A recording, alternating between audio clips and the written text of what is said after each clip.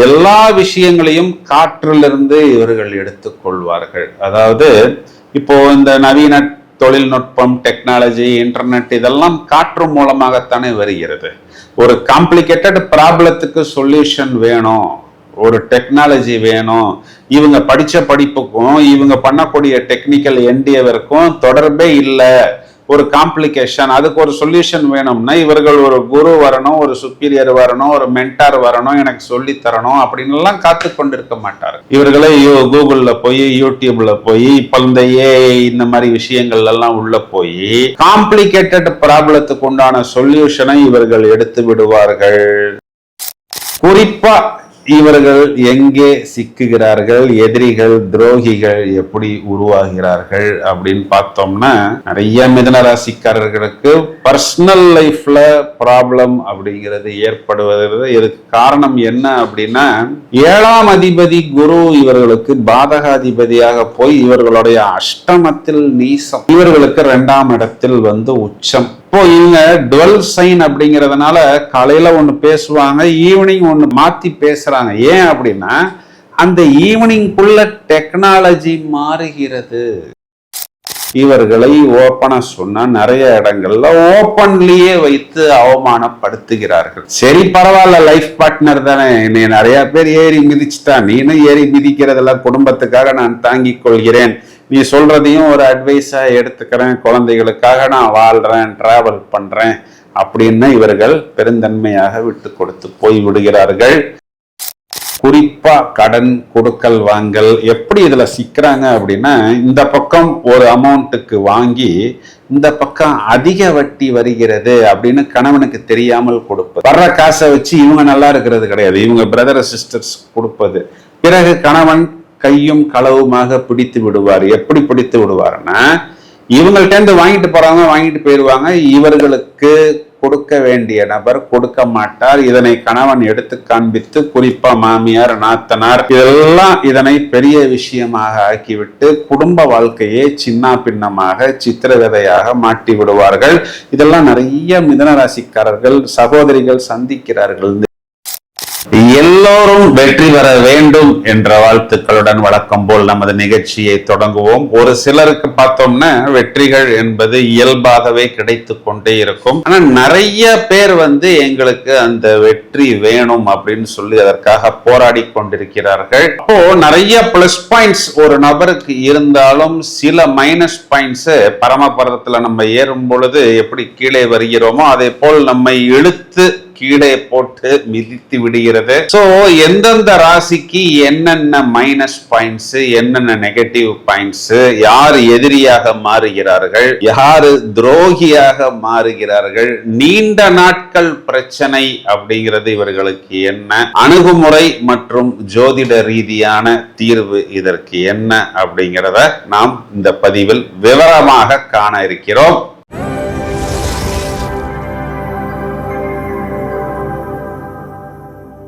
இந்த பதிவில் மிதுன ராசியை எடுத்துக்கொள்வோம். காலபுருஷனுக்கு 3வது ராசி, ஒரு இரட்டை பொம்மை அப்படிங்கிற மாதிரி ஒரு சின்னம் கொடுக்கப்பட்டிருக்கும். இதில் செவ்வாயோடைய நட்சத்திரம், ராகுவோடைய நட்சத்திரம், குருவோடைய நட்சத்திரம் உள்ளே ஒளிந்திருக்கிறது. இந்த மிதுன ராசியில் பிறக்கிறவங்களுக்கு என்ன ஒரு ஸ்பெஷாலிட்டினா, முழு நட்சத்திரம் இந்த ராகுவோடைய திருவாதிரை நட்சத்திரம் உள்ளே இருக்கிறது. இது காற்று ராசி. குரு துரோகத்தையும் குரு சாபத்தையும் இவர்கள் அதிகம் பொதுவாகவே சந்தித்தாலும் இவர்களுக்குன்னு ஒரு குரு தேவைப்படாது. இந்த காற்றுங்கிறது அதிவேகமாக பரவக்கூடியது. அப்போ என்னன்னா, எல்லா விஷயங்களையும் காற்றிலிருந்து இவர்கள் எடுத்துக்கொள்வார்கள். அதாவது இப்போ இந்த நவீன தொழில்நுட்பம், டெக்னாலஜி, இன்டர்நெட் இதெல்லாம் காற்று மூலமாகத்தானே வருகிறது. ஒரு காம்ப்ளிகேட்டட் ப்ராப்ளத்துக்கு சொல்யூஷன் வேணும், ஒரு டெக்னாலஜி வேணும். இவங்க படிச்ச படிப்புக்கும் இவங்க பண்ணக்கூடிய டெக்னிக்கல் என்டியவருக்கும் தொடர்பே இல்லை.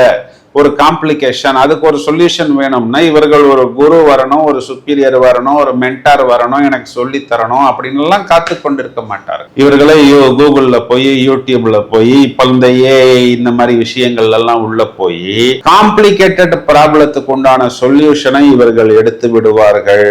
சோ இவர்கள் அமுக்கப்பட்டாலும் நசுக்கப்பட்டாலும் மிதிக்கப்பட்டாலும் எந்த உயரத்துக்கு இவர்கள் வர வேண்டுமோ யாருடைய சப்போர்ட்டும் இல்லாமல் அந்த உயரத்துக்கு வருவது மட்டுமல்லாமல் வந்த இடத்தையும் தக்க வைத்துக் கொள்வது, மேலும் மேலும் முன்னேறி செல்வது. இந்த டெக்னாலஜியாக இருக்கலாம், கணிதமாக இருக்கலாம், டாக்குமெண்டேஷனாக இருக்கலாம், மீடியேஷனாக இருக்கலாம், புத்தி கூர்மையாக இருக்கலாம், மதிநுட்பமாக இருக்கலாம். இதுல சிறந்து விளங்குவது மட்டுமல்லாமல் மற்றவர்களுக்கும் அட்வைஸ் கொடுக்கக்கூடிய அளவுக்கு அது எந்த சப்ஜெக்டாக இருந்தாலும் எந்த நேரமாக இருந்தாலும் ஜாக் ஆஃப் ஆல் ட்ரேட்ஸ் என்று சொல்வது போல் அனைத்து விஷயங்களையும் ஃபிங்கர் டிப்பில் வைத்திருப்பார்கள். தகவல் தொடர்பு மீடியேட்டர்ஸ், ஒரு விஷயத்துக்காக இப்படியும் பேசுவது அப்படியும் பேசுவது, அதற்கு ஒரு நல்ல தீர்மானம் ஏற்படுத்துவது, நல்ல புத்திசாலித்தனமான பேச்சாற்றல். சோ இவ்வளவு பிளஸ் பாயிண்ட்ஸ் எல்லாம் ஒரு நபர்கிட்ட இருந்தா அந்த நபரை பார்த்து மற்றவர்கள் பொறாமைப்படாமல் என்ன படுவார்கள். குறிப்பா இவர்கள் எங்கே சிக்குகிறார்கள், எதிரிகள் துரோகிகள் எப்படி உருவாகிறார்கள் அப்படின்னு பார்த்தோம்னா நிறைய மிதுன ராசிக்காரர்களுக்கு பர்சனல் லைஃப்ல ப்ராப்ளம் அப்படிங்கிறது ஏற்படுவது. இதுக்கு காரணம் என்ன அப்படின்னா 7ஆம் அதிபதி குரு இவர்களுக்கு பாதகாதிபதியாக போய் இவர்களுடைய அஷ்டமத்தில் நீசம், இவர்களுக்கு 2ஆம் இடத்தில் உச்சம். இப்போ இவங்க டுவெல் சைன் அப்படிங்கிறதுனால காலையில ஒண்ணு பேசுவாங்க, ஈவினிங் ஒண்ணு மாத்தி பேசுறாங்க. ஏன் அப்படின்னா அந்த ஈவினிங்குள்ள டெக்னாலஜி மாறுகிறது. அதுக்குள்ள அவங்க கிராஸ்ப் பண்ணி அந்த விஷயத்தை பிடித்து அந்த அப்டேட்டை எடுத்து விடுவார்கள். காலையில இந்த வண்டி வாங்கினது கரெக்ட்னு சொன்னேன், மதியத்துல ஒரு புது மாடல், ஒரு புது கான்செப்ட், ஒரு ஈவி லான்ச் பண்ணிருக்கிறான், பெட்ரோல் மிச்சம் டீசல் மிச்சம், அதனால நான் ஈவினிங் இது வாங்கலாம்னு சொல்றேன். ஆனா இவங்க லைஃப் பார்ட்னர் என்ன சொல்லுவாங்க, நீ காலையில ஒண்ணு சொன்ன, இப்போ அதுக்குள்ள நீ மாத்திரியே, அப்போ உனக்கு ஸ்டெடி மைண்ட் இல்ல, நீ பரண்டு பேசுற, உனக்கு கிளாரிட்டி ஆஃப் திங்கிங் இல்ல, உன் தாட் ப்ராசஸ்ல ஏதோ ப்ராப்ளம் இருக்கு அப்படின்னு இவர்களுடைய அப்டேட்டை புரிந்து கொள்ளாமல் இவர்களை ஓப்பனா சொன்னா நிறைய இடங்கள்ல ஓப்பன்லயே வைத்து அவமானப்படுத்துகிறார்கள். சரி பரவாயில்ல, லைஃப் பார்ட்னர் தானே, நீ நிறைய பேர் ஏறி மிதிச்சுட்டா, நீனும் ஏறி மிதிக்கிறதுல குடும்பத்துக்காக நான் தாங்கிக் கொள்கிறேன், நீ சொல்றதையும் ஒரு அட்வைஸா எடுத்துக்கிறேன், குழந்தைகளுக்காக நான் வாழ்றேன், டிராவல் பண்றேன் அப்படின்னு இவர்கள் பெருந்தன்மையாக விட்டு கொடுத்து போய் விடுகிறார்கள். இது மிகுந்த மிதுனராசி சகோதரிகளுக்கும் பொருந்தும், மிதுனராசி ஆண்களுக்கும் பொருந்தும். இவர்கள் ஏதோ ஒரு விஷயத்தை புத்திசாலித்தனத்தை மையமாக வைத்து சொல்லப்படக்கூடிய அந்த விஷயம் பலரால், குறிப்பாக வயதில் மூத்த நபர்களால், என்னுடைய அனுபவத்துக்கு நீ எனக்கு அட்வைஸ் பண்றியா, உனக்கு அவ்வளவு விஷயம் தெரியுமா அப்படிங்கிற அளவுக்கு இவர்களை கொஞ்சம் சுருட்டி விடுகிறார்கள். இது கொஞ்சம் நிறைய இடங்கள்ல வலிகளையும் வேதனைகளையும் ஏற்படுத்துகிறது. இதுக்கு சொல்யூஷன் அப்படின்னா நீங்களாகவே போய் அட்வைஸ் கொடுப்பதை அவாய்டு செய்யுங்கள். எனக்கு நல்லா தெரியும் மிதுனராசிக்காரர்களை பற்றி, அவர்களால் அந்த நேரத்தில் அந்த விஷயத்தை அடக்க முடியாது. அவர்களுக்கு மைண்ட்ல அந்த ஒரு டோப்போமைன் ஒன்று ரிலீஸ் ஆகும். நீ இந்த அட்வைஸை அவங்களுக்கு எடுத்து சொல்லு அப்படின்னு அது சொல்லும். சொல்லிட்டு நம்ம ஏன் அவமானப்படணும், நம்ம ஏன் கெட்ட பேர் வாங்கணும், இவ்வளவு புத்திசாலித்தனத்தை நீ சும்மா சொல்லும் பொழுது தானே அதை நான் மற்றவர்கள் எடுத்துக்கொள்வதில்லை. இதை ஒரு கன்சல்டன்ட் இல்ல ஒரு கவுன்சிலிங்னு போட்டு ஒரு ஃபீஸ் வாங்கி கொண்டு சொன்னால் அது எக்ஸ்பர்ட் கைடன்ஸ் அப்படிங்கிற ஒரு லேபிள் விடும். இன்னைக்கு எல்லாத்துக்குமே கவுன்சிலிங், கன்சல்டன்ட், எக்ஸ்பர்ட் கைடன்ஸ் தேவைப்படுகிறது. சோ நீங்கள் உங்களை ஒரு உயர்வாக எண்ணி, உயர்வாக என்றதெல்லாம் இல்லை, அதற்குண்டான தகுதியான நபர்கள் தான் நீங்க. அதற்குண்டான கோர்ஸோ சான்றிதழோ வைத்து முறையான லைசன்ஸ் அங்கீகாரம் எடுத்துக்கொண்டு அது ஒரு கவுன்சிலிங்கோ இல்ல அது ஒரு எக்ஸ்பர்ட் கைடன்ஸ் என்று நீங்கள் அதனை எடுத்து சொல்வது புத்திசாலித்தனம். எங்க மிதுனராசிக்காரர்கள் அதிகமாக சுருண்டு விழுகிறார்கள் அப்படின்னு பார்த்தோம்னா இவர்களுடைய 6ஆம் இடத்தை இடத்தின் அதிபதி இவர்களுடைய 2ஆம் இடத்தில் நீசம் அடைகிறார். அப்ப அந்த 6ஆம் இடம் அப்படிங்கிறது என்ன அப்படின்னா, இவர்களுடைய 2ஆம் அதிபதி 6ஆம் வீட்டில் நீசம் அடைகிறார். இந்த மிதுன ராசி சந்திக்கிற ஒரே பிரச்சனை என்னன்னா, இவர்கள் யாருக்காவது பணம் கொடுக்கணும் அப்படின்னா மின்னல் வேகத்தில் டிஜிட்டல் எஃபெக்டில் கொடுத்து விடுவார்கள். இவர்களிடம் அவர்களும் வந்து வாங்கி கொண்டு போய்விடுவார்கள். ஆனால் இவர்களுக்கு யாராவது ஒருத்தங்க பணம் கொடுக்கணும் அப்படின்னா, மிதுன ராசிக்காரர் அவர் நல்லாத்தானே இருக்கிறார், இந்த பணம் இல்லைன்னா கூட அவர் தன்னை சமாளித்துக் கொள்வார் அப்படின்னு நிறைய பேர் இவர்களுக்கு கொடுப்பதில்லை. இவர்கள் கொடுத்த வாக்கை காப்பாற்றுவதற்காக அந்த பணத்தை தூக்கி கொடுத்து விடுகிறார்கள். ஆனால் இவர்கள் லாக் ஆகிறார்கள். ஏன்னா 2க்குரியவன் 6ல் நீசம், 6க்குரியவன் 2ல் நீசம். சோ கோடி கோடியாக பேசுவார்கள், லட்சமாக பேசுவார்கள். ஓப்பனா சொன்னா பாக்கெட்ல அந்த நேரத்துல ஒரு 500 ரூபா 200 ரூபா கூட இருந்திருக்காது.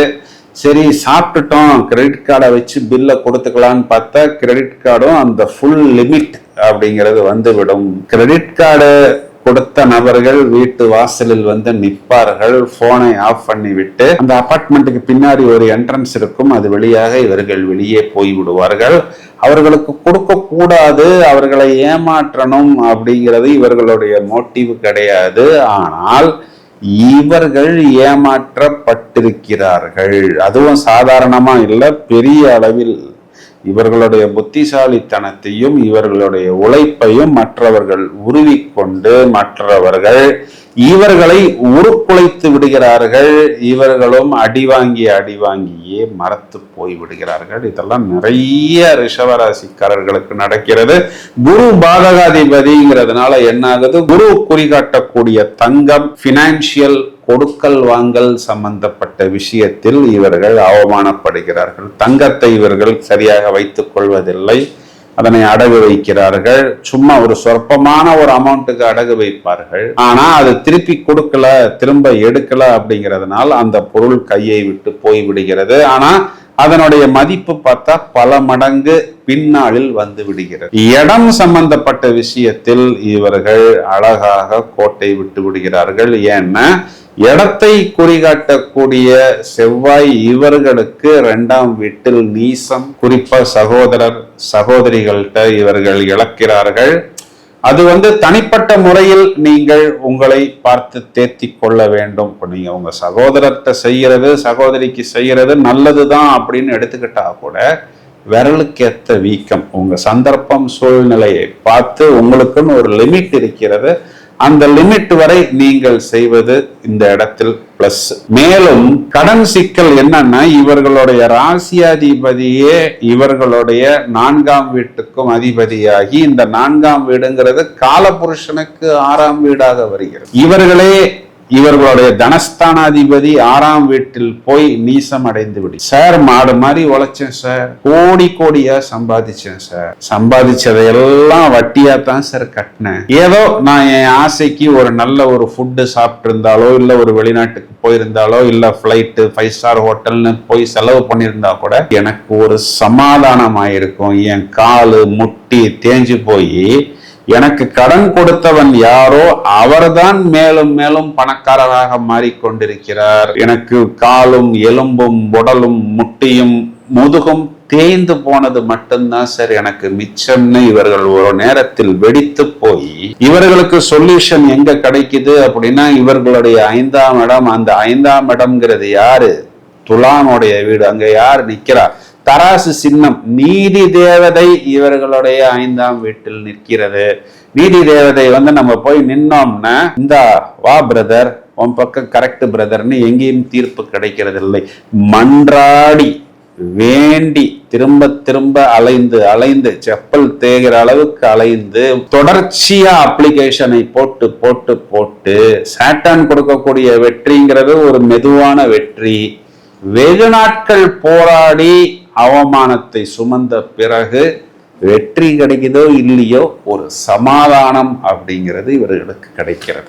ஏன் இதை இந்த அளவுக்கு சொல்கிறேன் அப்படின்னா, இனி வரக்கூடிய நாட்களில் இந்த மாதிரி நெகட்டிவ் சிம்டம்ஸ் வரும் பொழுது, குறிப்பா கடன் கொடுக்கல் வாங்கல் எப்படி இதுல சிக்கிறாங்க அப்படின்னா, இந்த பக்கம் ஒரு அமௌண்ட்டுக்கு வாங்கி இந்த பக்கம் அதிக வட்டி வருகிறது அப்படின்னு கணவனுக்கு தெரியாமல் கொடுப்பது. வர்ற காசை வச்சு இவங்க நல்லா இருக்கிறது கிடையாது, இவங்க பிரதர் சிஸ்டர்ஸ் கொடுப்பது. பிறகு கணவன் கையும் களவுமாக பிடித்து விடுவார். எப்படி பிடித்து விடுவார்னா, இவங்கள்ட்ட இருந்து வாங்கிட்டு போறாங்க, வாங்கிட்டு போயிடுவாங்க. இவர்களுக்கு கொடுக்க வேண்டிய நபர் கொடுக்க மாட்டார். இதனை கணவன் எடுத்து காண்பித்து, குறிப்பா மாமியார், நாத்தனார் இதெல்லாம் இதனை பெரிய விஷயமாக ஆக்கிவிட்டு குடும்ப வாழ்க்கையே சின்ன பின்னமாக சித்திரவதையாக மாட்டி விடுவார்கள். இதெல்லாம் நிறைய மிதுன ராசிக்காரர்கள் சகோதரிகள் சந்திக்கிறார்கள். இந்த சிட்டு போடுவது, முதல்ல சிட்டு எடுத்தவங்க ஓடி போயிடுவாங்க, காணாம போயிடுவாங்க, மொபைலை சுவிட்ச் ஆஃப் பண்ணிடுவாங்க, போய் பார்த்தா ஆள் இருக்க மாட்டாங்க. பிறகு அந்த அமௌண்ட்டையும் இவர்கள் கணவனுக்கு தெரியாம, மாமியார் மாமனாருக்கு தெரியாமல் இவர்கள் கட்ட வேண்டிய ஒரு சூழ்நிலை. என்ன பண்ண முடியும்? இந்த இடத்துல போய் கோல்டை அடமானம் வைப்பது, டாக்குமெண்டை அடமானம் வைப்பது, அந்த இடத்துல கட்ட முடியாமல் அவர்கள் வீட்டுக்கு ஆள் அனுப்புவது, அந்த நேரத்தில் இவர்கள் வீட்டில் இல்லாமல் வந்து விசாரிக்கும் போது, ஓ என் ஒய்ஃப் கடன் வாங்கி இருக்கிறாரா, அடமானம் வைத்திருக்கிறாரா, இதை ஏன் என்னிடம் சொல்லவில்லை? இந்த மாதிரி சிக்கல்கள் எல்லாம் நிறைய மிதுன ராசிக்காரர்கள் இன்றளவும் சந்திக்கிறார்கள். ஏன்னா இவங்களுடைய 6ஆம் வீட்டுக்கு அதிபதி செவ்வாய். இப்ப செவ்வாய் காவல்துறையை குறிகாட்டுகிறது. இவங்களுடைய எதிரி காவல்துறையில போய் இவர்கள் மேல் புகார் செய்கிறார்கள். அங்க கேட்டை நட்சத்திரம், புதனுடைய நட்சத்திரம் இருக்கு. புத்திசாலித்தனமாக இவர்களை சிக்க வைத்து விடுகிறார்கள்.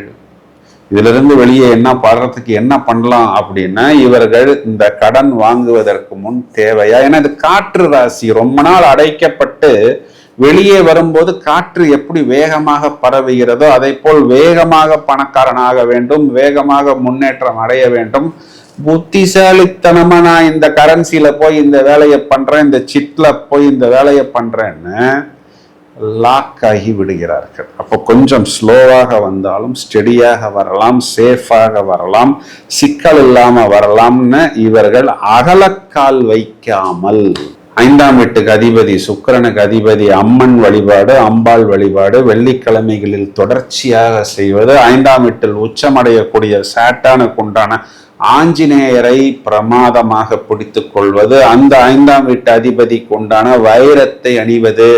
பிரதர், இதெல்லாம் நியாயமா? இவ்வளவு பிரச்சனையில இருக்கிற எங்களை போய் வைரம் வாங்கி போடுங்கிறீங்களே, இதெல்லாம் வாங்கக்கூடிய அளவுக்கு வருமானம் இருக்கா பிரதர்? யோசிக்க மாட்டீங்களா அப்படின்னு நீங்கள் சொல்வது எனக்கு புரிகிறது.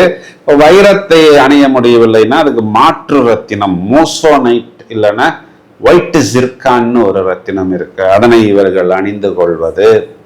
ப்ளூ சஃபயர் அணிந்து கொள்வதன் மூலம் உடல் உபாதைகள் வராமல் பாதுகாத்துக் கொள்வது. மேலும் இவர்களுக்கு லாபத்தில் சூரியன் உச்சம். அப்போ அரசாங்கத்தை இவர்கள் முதலில் நாடுவது, சூரிய நமஸ்காரம் செய்வது, இதெல்லாம் இவர்களை நிறைய பிரச்சனைகளிலிருந்து கண்டிப்பாக பாதுகாப்பு ஏற்படுத்தி கொடுக்கும் அப்படிங்கிறது தான் நிதர்சனமான உண்மை. மேலும் இவர்களுடைய 10ஆம் இடத்தில் சுக்கிரன் உச்சம். இந்த கேளிக்கைகளுக்காக, ஆட்டம் பாட்டம் கொண்டாட்டத்துக்காக, மேலும் உல்லாசங்களுக்காக இவர்கள் செலவு செய்யும் போது புத்திசாலித்தனத்தை இவர்கள் முழுவதுமாக இழந்து விடுகிறார்கள். மேலும் பினான்சியல் டிபார்ட்மெண்டில் இருக்கக்கூடிய நபர்கள்ட்ட இந்த பாஸ்வேர்டு கொடுப்பது, யூசர் ஐடி கொடுப்பது, இந்த போன்பே, ஜிபே போன்ற விஷயங்களை எல்லாம் ஷேர் செய்யும் பொழுது ரொம்பவும் கவனமாக பத்திரமாக அந்த விஷயத்தை கையாள்வதன் மூலம் நிறைய பிரச்சனைகளிலிருந்து இவர்கள் தங்களை சேஃப்டி செய்து கொள்ளலாம். இந்த பதிவை உங்களது நண்பர்களுக்கு ஷேர் செய்யுங்கள். தொடர்ந்து இணைப்பில் இருங்கள். இன்னும் நிறைய வீடியோஸ் தயாராகி கொண்டிருக்கிறது. Thank you friends.